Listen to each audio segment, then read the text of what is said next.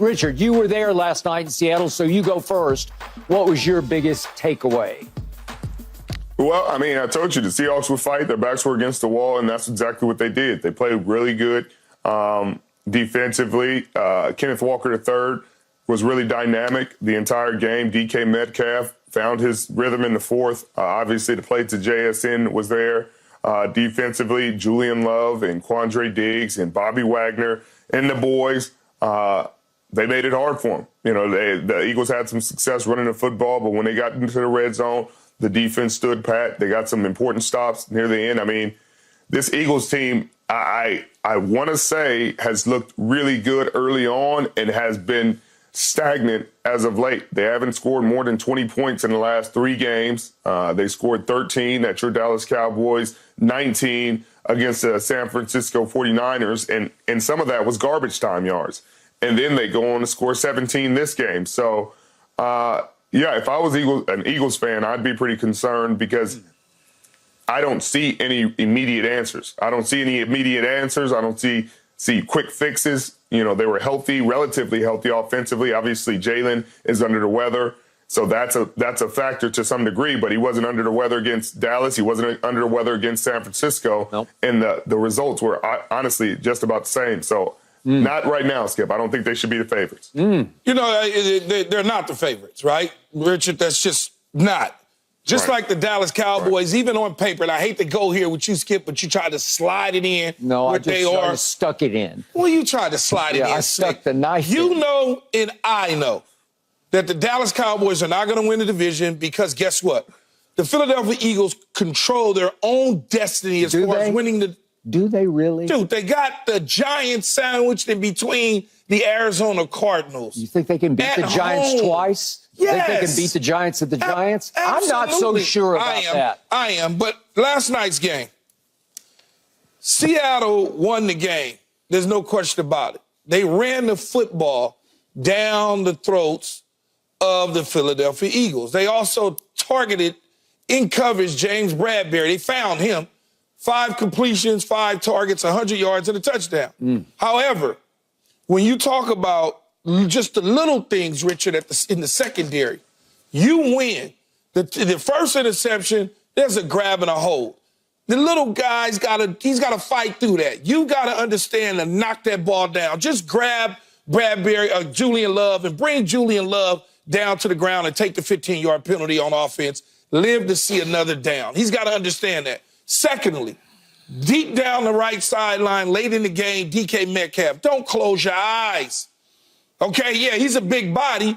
Go through him. That's the difference between the NFL game when I played and where it's at now. If that's a receiver back in the day going on that sideline, you're going to get splattered. It looked like he closed his eyes and didn't want to hit DK. Easy catch. Now you're in position, they're in position to win the football game. But back to the rush defense, over the last 3 weeks, the Eagles have given up 145 yards on the ground per game. You cannot win that way. You just can't. They've got to fix that. Yeah, they thought they fixed it with Matt Patricia. He dialed up some interesting stuff there, Richard, here and there, where they put some pressure on Locke and they got to him and they disrupted some things on third downs. It looked good for a minute, but when it counted most, Bill Belichick wasn't standing there on that sideline.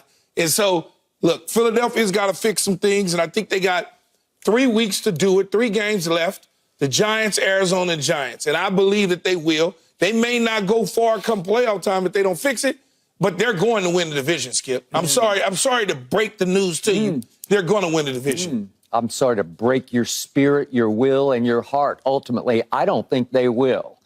But I have first guessed this from the start. What did I tell you before the season started, sitting right here in this chair? The Eagles' defense is overrated. It's such a disaster that I've never heard of this before, but Nick Sirianni changed defensive coordinators in December. Have you ever heard this? You guys played this game a long time. Some teams switch up some stuff. No, not like that. The defensive coordinator, you switch him out, you send him upstairs in late December, and all of a sudden you bring in Coach Pencil, and he's down there with this pencil behind his ear. And what happened? The same stuff kept happening because what did Debo call James Bradbury? Remember that? Gettable, right? Well, No, he just what did said he call trash. He just called him trash. Trash. And he looked like a little bit of trash. I know that's a strong word, but on that final play. Well, he did. He got smoked, and he was getting smoked a lot last night. So the point is, I first guessed this going back 6 weeks ago because I kept sitting in this same chair morning after morning. I kept telling you guys, wait a second. Did you see what the Eagles got away with yesterday and yesterday and yesterday? They went 4 straight games in which they trailed at halftime and they got outgained by their opponent 4 straight times, and they won all 4 games because their quarterback made magic in the third quarter, fourth quarter, late in the game, whenever he needed to make magic, and Jalen Hurts has returned to earth. I looked up last night and realized that Jalen Hurts is now tied with Josh Allen and a couple of others for the league lead in turnovers. He is turning over the ball at a very high rate. So I kept saying, wait a second, the Eagles are teetering. They're on the edge of the cliff. They're walking that tightrope, and they're on borrowed time. And all of a sudden, their time ran out because, wait a second, as Richard just pointed out, not only have they lost 3 straight games, they can't score. They're under 23 straight games, as Richard pointed out, 19, 13, and 17. They got all these weapons. They got A.J. Brown. What's Michael call him? I don't even know what it is. Something about something 11, AB 11 or whatever it is. He's there 11 from Evan. Michael Irvin, love you, man. But they got that guy, and they got Devontae, and Goddard is back. And Swift is running the ball like Taylor Swift sings songs. You know, it's like they got it all. And they got the best offensive line in football. And they got this guy. And wait a second, didn't they go get Kevin Byard? And you guys said, oh, Dallas is in trouble because they got Kevin Byard. And then they went and got Shaq Leonard. Uh-oh, Jerry should have gotten Shaq Leonard. They're in trouble now. Well, they play. They've been playing. They played last night. Shaq played a bunch of plays last night. And it didn't seem to fix the problem because they just got problems on defense. I think they got problems as a football team. I haven't been impressed with them for 7 straight weeks. I don't know. It's just clear to me that Dallas is better than Philadelphia. So, Keyshawn, you better be right. They better be able to beat the Giants 1 out of 2. I mean, 2 out of 2 and hope they don't lose one. I think they will, Skip. They'll win out, and I believe you guys will lose to Miami or Detroit or both. And that's unfortunate. Just, I mean, if they go both, that'd be a war for to go into the playoffs. But but I don't think Philadelphia will be confident going into the playoffs with the division win or not. You know, that'll be one of them times because of what has happened the last 3 games. You know, they've gotten beaten handily. And so they don't feel confident they can beat. They don't feel confident they can beat Dallas right now. Definitely not in Dallas. No. They don't feel like they can beat San Francisco they're anywhere. Not in the same league as San Francisco. Yeah. Right. Yeah. And then and now even Seattle. You know, they won't play Seattle, but Seattle will feel like they can get a win there too. And so I just don't see answers. And that's the concerning part. When you lose 2 coordinators like they did, and Shane Steichen and Gannon, you're gonna see regression. You're gonna see people trying to figure it out. But this is late in the season. This is late in the season where it's like, hey, you should have already had a rhythm by now. You should already have things figured out. And this week, they tried to protect Jalen Hurts because Jalen Hurts has struggled mightily in these games. Jalen Hurts has thrown 1 touchdown in the last 3 games and 2 interceptions. He's run it in a few times with the tush push, but he hasn't thrown for touchdowns. I mean, he threw under 200 yards the past 2 games. He threw for 298 against San Francisco, but most of those are garbage time yards where the game was already decided. So this game, obviously, he wasn't under, he was under duress because he had the flu, he's sick. So they didn't want to push the ball down the field. They didn't want to put him in situations where he had to really go out there and quarterback. So they ran the ball a lot. But then they got behind the sticks. They got behind the 8 ball. And he had to throw it, and those were the passes that got intercepted. Those are the passes where they struggled, and they started to go 3 and out. And that's the concern because you do have all day, always open A.J. Brown. You do have all your offensive weapons, and it doesn't seem like the play calling is where it needs to be or where it was last year. See, I thought outside the 2 interceptions, I thought he played a pretty decent football game. I really did. Considering here's a guy who flew across the country separate from the team. He was under the weather. He didn't practice a couple days throughout the week. So I thought he played okay, Richard. Look, in the end, when you look at this football game, Drew Lock led them on a 92-yard drive or whatever it was. It was. Late in the game. Yep. That doesn't happen. It just doesn't happen. It happened to Philadelphia. They didn't play certain things on the defensive side in coverage that I thought they should have been playing. It didn't happen for them. But I'm not so panicky about whether or not come playoff time, if they can advance out of a wild card win to a divisional round and maybe even an NFC championship game. Here's why, though. Because they'll have home field advantage throughout, except San Francisco have the number 1 seed. The Cowboys are not, right? Richard, you say, well, Skip says the Cowboys are better than them. Here's the problem, though. The Cowboys beat them in Jerry's world. They won't be playing them in Jerry's world if they're so lucky to get past the Saints or the Buccaneers come playoff time when they got to go on the road. Now, when you fast forward it to San Francisco went into Philadelphia and handed them a real you-know-what kicking. They did. So that's a different conversation about San Francisco versus Philly. Philly versus the Cowboys is a different conversation as well, which to me seems like you want the Cowboys to be better because they won at home. On the road, as we will get into, we know what that's all about, Skip. Yeah. They will have to be on the road based on the scheduling and what we're looking at with 2 teams, the Giants and Arizona smashed in between, tells most of America that the Philadelphia Eagles will win the division and the Cowboys will be on the road. Right. I bet you if you poll that poll is going to be high. Well, a lot of people lose a lot of money in Las Vegas betting on favorites, right? I'm just right. The schedule's in their favor. Right. What's your eye test tell you about Philadelphia right now? Against the Giants? That looks like a bad football team. No, it doesn't. No, it doesn't. Yeah, no, it doesn't. It doesn't look like a bad football team, but it didn't look like it's concerning. It took the Seahawks at the back end to win the game. The back end. Yeah, Key, I'm with you there. I'm with you, and it definitely did. But they were playing with Drew Lock at quarterback. I understand. You know, they could run this situation back, and no offense to Drew Lock, but Drew Lock hadn't had a lot of reps this season. He didn't even know he was going to start until Geno said, I can't go on the field in the stadium. And so they could potentially be the 2 seed and have to play this team again in Philadelphia, but with Geno Smith at the helm and a healthier team, a better team, a team that believes they can beat them. And so I just don't see things offensively. Like, it still was only 17 points. I mean, they won with a 92-yard drive and all that, cool, but it still was only 17 points. This defense, Seattle's defense has given up a lot more points than that on the season, and I think they got some things. Clint Hurt and company have gotten things fixed this week, and they figured some things out that they want to do and that they do really well. Jaron Reed is having a career year. Their edge rushers are really getting after the quarterback. But I think at the end of the day, the Philadelphia Eagles, you would have thought would have been more productive offensively. And That's the concern, Keith. Hey. That's the concern where it's like this is translating week after week after week, home, away. The Seahawks had lost 4 straight games.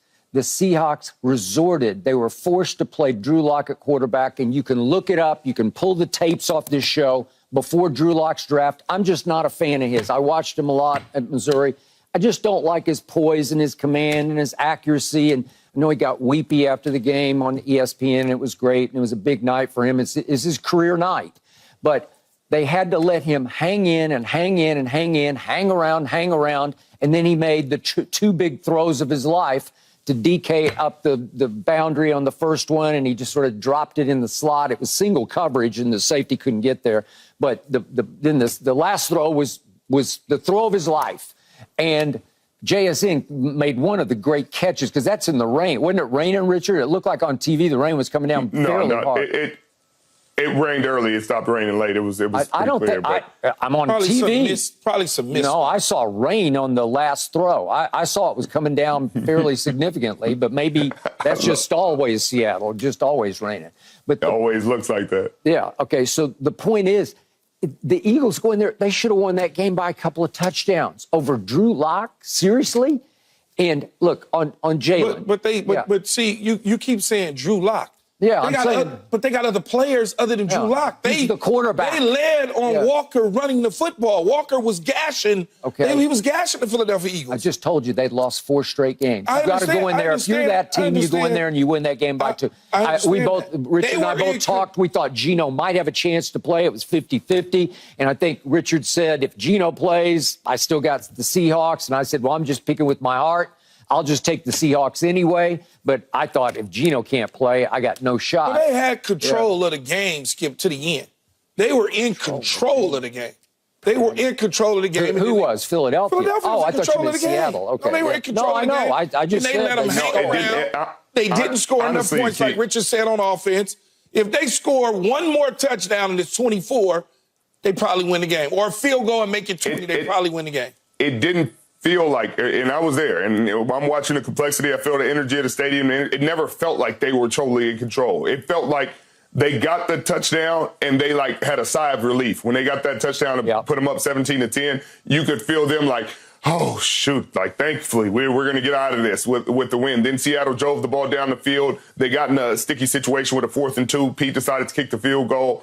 And then with 2 minutes to go, they had the 92-yard drive to win it. And I still felt like Seattle felt like they could win that game. Even with the way Drew Lock had been playing, they felt like they were teetering and that Philadelphia was teetering on the edge of falling off a cliff in this game.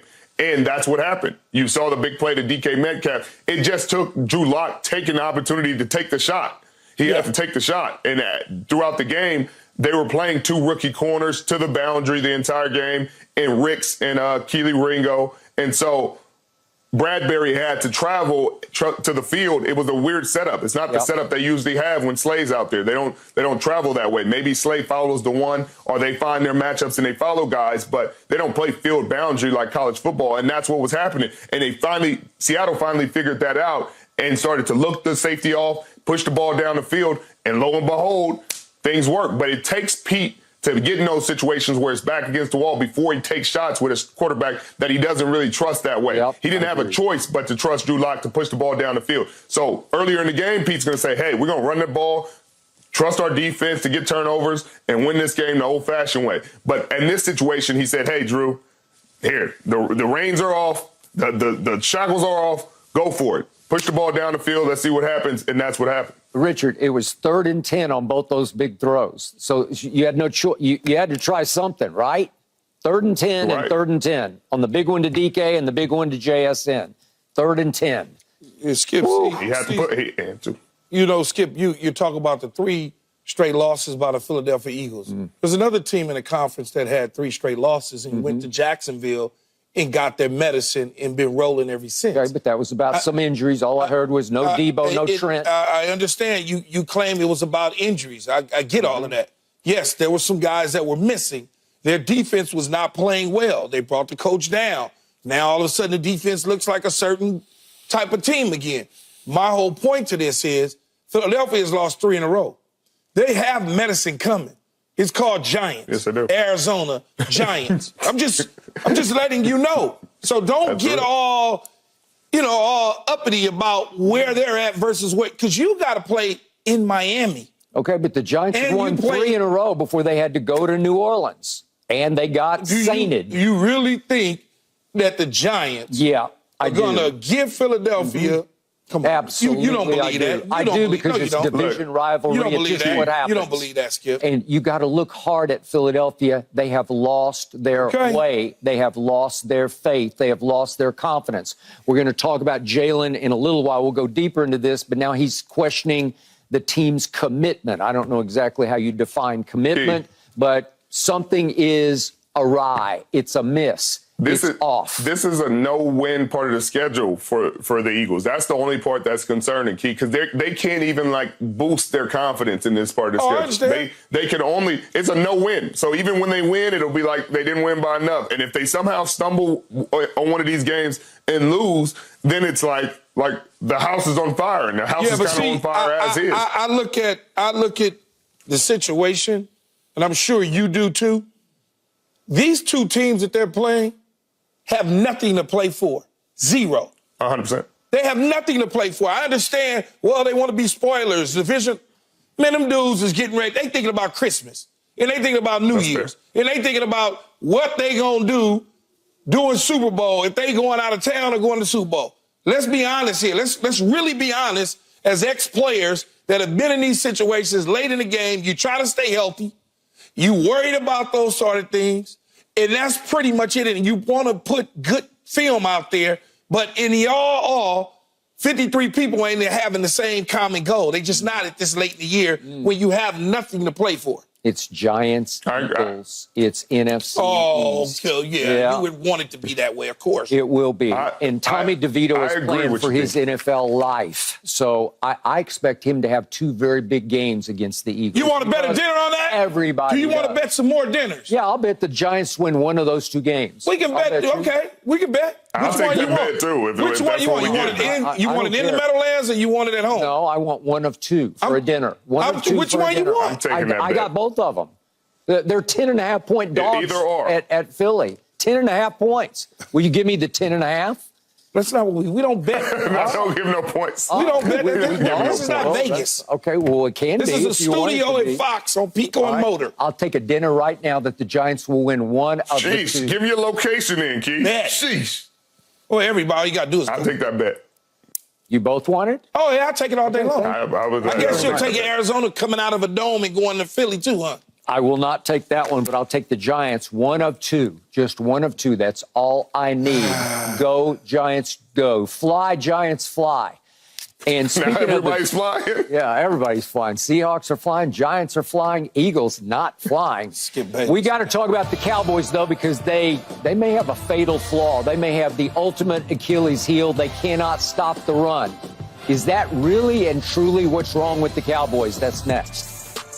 No mercy, no mercy, no mercy.